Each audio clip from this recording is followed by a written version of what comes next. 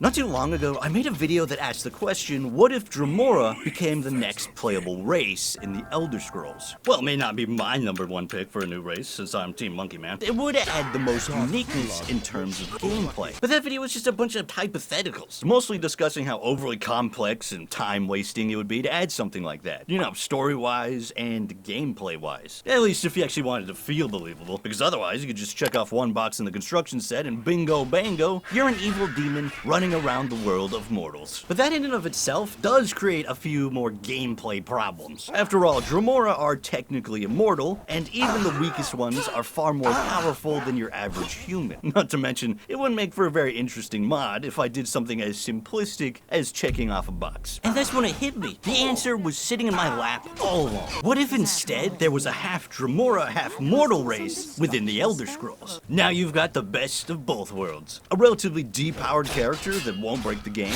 and they're, you know, a demon, sort of. And the cherry on top is that this works within the Elder Scrolls canon. Besides, that'll let me pretend like my mod is somehow different from all those other Dremora mods out there that are probably already significantly better. So in this week's mod, I'll be adding to the world of the Elder Scrolls, the Tiefling.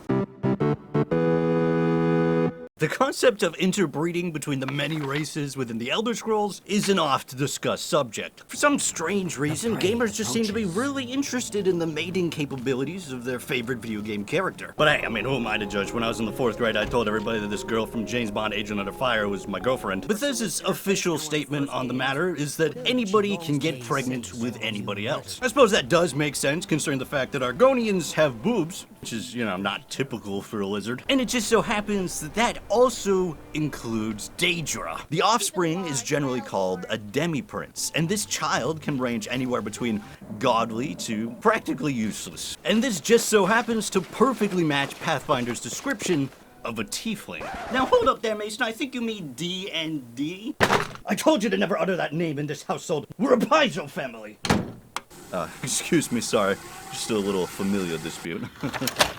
And while a half-demon offspring is most certainly canon in the Elder Scrolls universe, the idea of a tiefling specifically is definitely not. And quite frankly, I find that preposterous. Not like it really matters though, because even if there wasn't precedence for this, there certainly is precedence for continuity changes. I mean, the second game in the series retconned absolutely everything about Elder Scrolls lore. And don't even get me started on the 3rd game, which literally introduced the Mandela effect as canon. You know, the Dragon Break? That basically made retcons an in-story event. So it doesn't matter anymore. Ironically, the Elder Scrolls has actually been more consistent with its lore since Todd Howard took over full control with Oblivion. Alright, enough backstory. It's time we finally get into introducing tieflings into the world of the Elder Scrolls. But first, we need to make the race itself. And fortunately, thanks to the construction set, that's actually pretty easy. At least, the first half is. Just open this bad boy up, go to the race menu, and then hit new, and now we just have to decide on the stats, the backstory, and recolor some textures, and voila! We've got ourselves something. All we're missing now is the horns. At first I thought it'd be fine if we just used the Daedra hairstyle, but on second thought, they're absolutely awful. So that means we need to make our own. Now, making horns is actually pretty simple. Just open a blender, grab a cylinder, and start extruding. The real painful part, however, comes with trying to bring our newly made mesh back into Oblivion. Fortunately, there is a handy-dandy plugin for Blender, though, that even though sounds like it wouldn't be good since it's an alpha stage 0.14, it still does everything we really needed to do. But after that, we still do need to sanitize it in NifScope, and we need a triangulation file so that way it'll morph with our character's cranium. Otherwise, you know, this will happen. Normally, all this stuff would be very easily doable in Gamebryo, but since we don't have access to the actual game engine itself, we still need to use another tool, specifically Conformulator, which works pretty well, except for some reason, I couldn't get the hair to morph into longer hair because it kept telling me my vertices were different, even though they weren't. I don't know, maybe somebody in the comments knows why that was happening because I could not find any information on it. I also decided that Tiefling doesn't sound particularly Elder Scrollsy, and DemiPrince sounds just way too cool. We needed a middle ground, a name that could fit into the world. And quite frankly, my first thought was literally just, how can I take Daedra and combine it with Tiefling? Daedra, Day, Dremora, Dre? Drayling.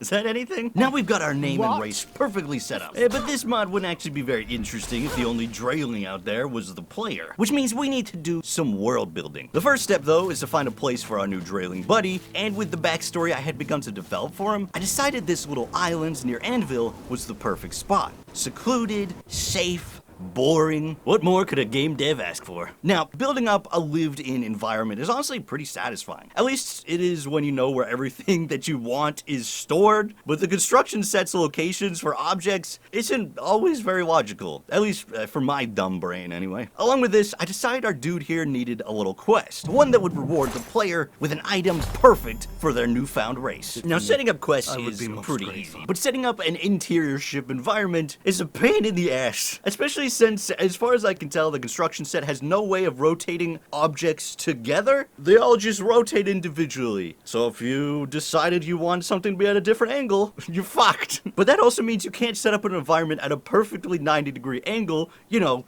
to make it easier, and then change it later. Also, I realize there's no fishing rod or cooking pot, or even like a proper campfire, which is really bizarre. All of the options have their logs completely unburnt, and the one meant for fireplaces has a log that clips through the wall.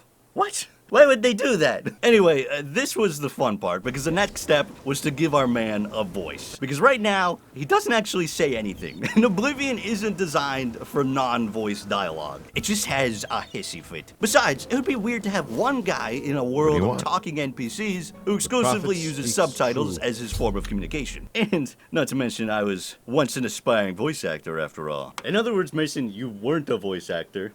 Yes. We want to get into semantics. Now, if I was using the version of the construction set that Bethesda released, this would have been a fucking nightmare. Unfortunately, there's a bug in that which prevents you from generating lib files using an MP3, which is the file type that Oblivion needs to play audio. But better yet, if you happen to have Bethesda's updated version of the construction set, it just doesn't work at all. What the fuck, Bethesda? Unfortunately, though, that's all fixed in construction set extender. So thank God for modders, because with that, it was a breeze.